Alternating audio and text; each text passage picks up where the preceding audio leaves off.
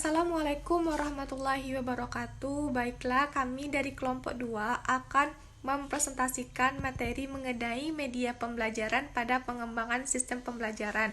Sebelumnya, saya akan memperkenalkan anggota dari kelompok 2. Yang pertama ada Aniza Ulfa Aulia dengan NIM 21004003. Yang kedua, saya sendiri dengan nama Melani Basra dengan NIM 21004125.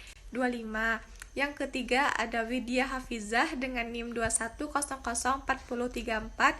Yang keempat ada Siti Nabila Raisya dengan NIM 21004144. Terima kasih kepada moderator. Baiklah, saya sebagai pemateri 1 akan menjelaskan hasil diskusi kami tentang media pembelajaran. Yang pertama, konsep media pembelajaran. Kata media berasal dari bahasa Latin dan merupakan bentuk jamak dari kata medium yang secara harfiah berarti perantara atau pengantar.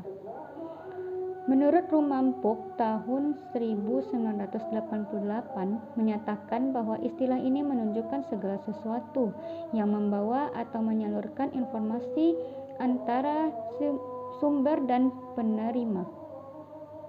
Menurut Hamalik dalam Arsyad yang dikutip oleh Harahap dan Siregar tahun 2012 menjelaskan bahwa pemakaian media pembelajaran dalam proses belajar mengajar dapat membangkitkan keinginan dan minat yang baru, membangkitkan motivasi dan rangsangan kegiatan belajar, dan bahkan membawa pengaruh-pengaruh psikologis terhadap siswa. Terbatasnya media yang dipergunakan dalam kelas diguna merupakan salah satu penyebab lemahnya mutu belajar siswa.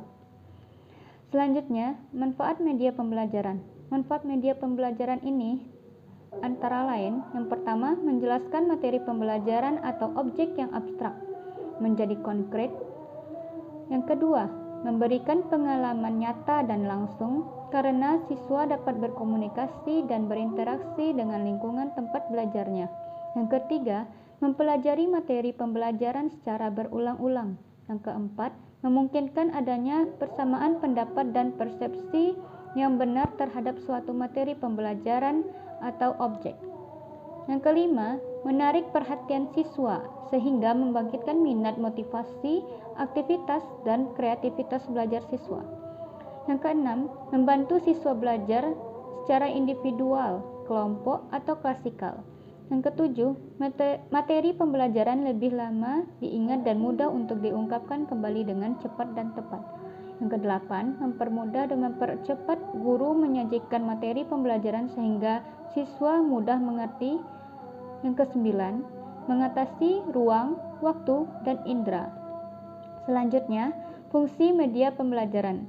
Menurut Levy dan Lenz dalam Kunstandi dan Sutjipto tahun 2011 memaparkan bahwa media, khususnya media visual, memiliki 4 kegunaan. Yang pertama, fungsi atensi, yaitu menarik dan mengarahkan perhatian siswa untuk berkomunikasi dalam proses pembelajaran melalui visual atau gambar yang ditampilkan. Yang kedua, fungsi afektif, yaitu meningkatkan kenikmatan siswa ketika belajar melalui gambar-gambar yang menjadi variasi dalam teks yang dibaca. Yang ketiga, fungsi kognitif, yaitu memperlancar pencapaian tujuan untuk memahami dan mengingat informasi atau pesan yang terkandung dalam gambar yang ditampilkan. Yang keempat, fungsi kompensatoris, yaitu dengan adanya gambar-gambar dapat membantu siswa mengorganisasikan informasi dalam teks dan mengingatnya kembali. Sekian dari saya kembalikan kepada moderator. Assalamualaikum warahmatullahi wabarakatuh. Perkenalkan, saya Aniza Ulfa Aulia dengan NIM 21004003. Saya sebagai pemateri 2 akan membahas tentang jenis-jenis media pembelajaran. Pada kesempatan kali ini kita akan membahas 2 jenis media pembelajaran, yaitu media konvensional dan media digital. Yang pertama yaitu ada media konvensional. Media konvensional merupakan media yang dibuat oleh tangan manusia. Pengoperasiannya tidak menggunakan aplikasi atau program tertentu dan berfungsi sebagai sarana atau perantara untuk menyampaikan materi agar lebih dipahami oleh siswa. Media grafis merupakan salah satu bentuk dari media konvensional. Sanaki pada tahun 2013 mengatakan media grafis termasuk media visual yang berfungsi menyalurkan pesan dari sumber ke penerima pesan.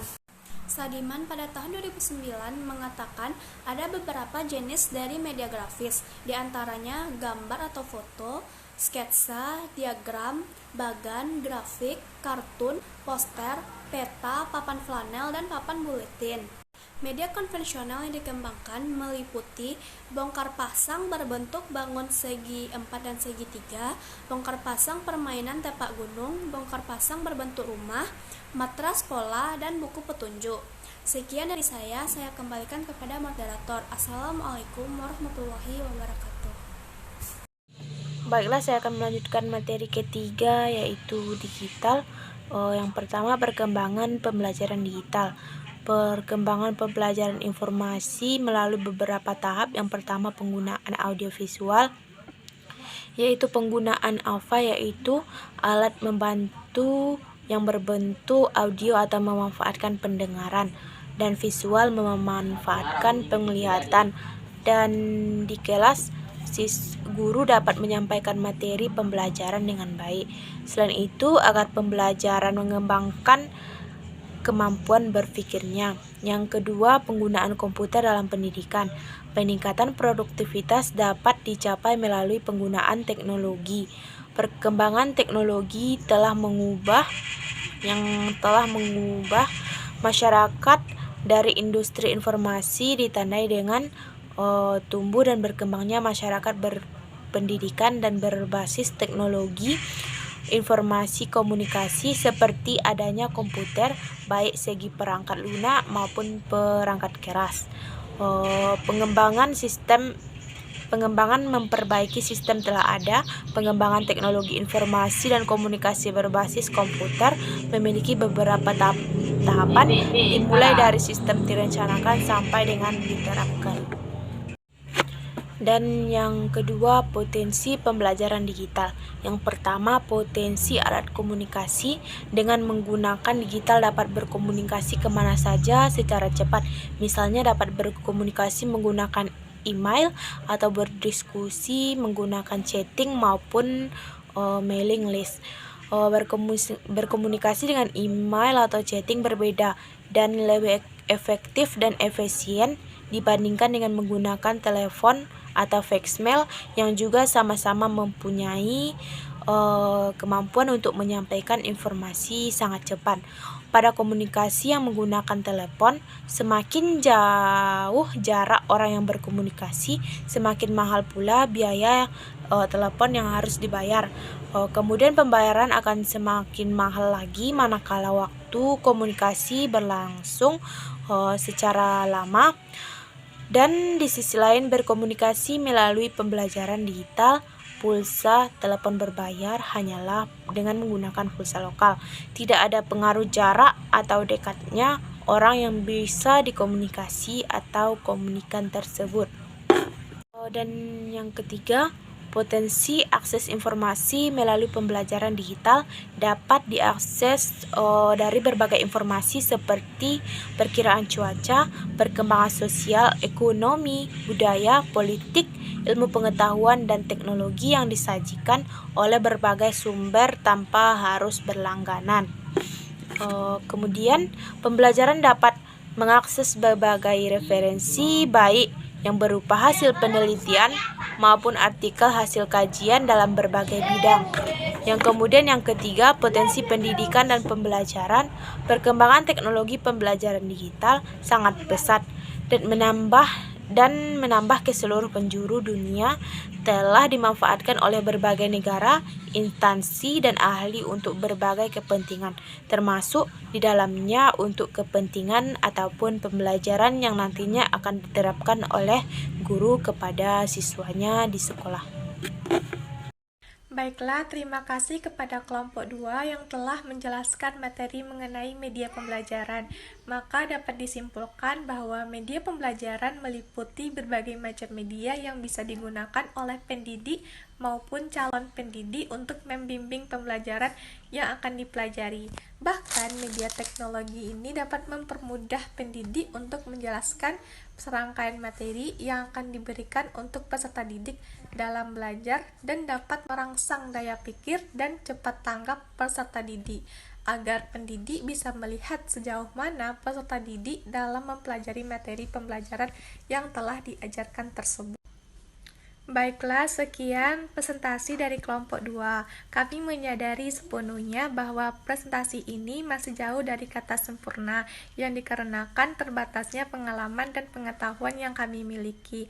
Oleh karena itu, kami mengharapkan segala bentuk saran serta masukan, bahkan kritik yang membangun dari berbagai pihak. Kami berharap semoga presentasi ini dapat memberikan manfaat bagi perkembangan dunia pendidikan.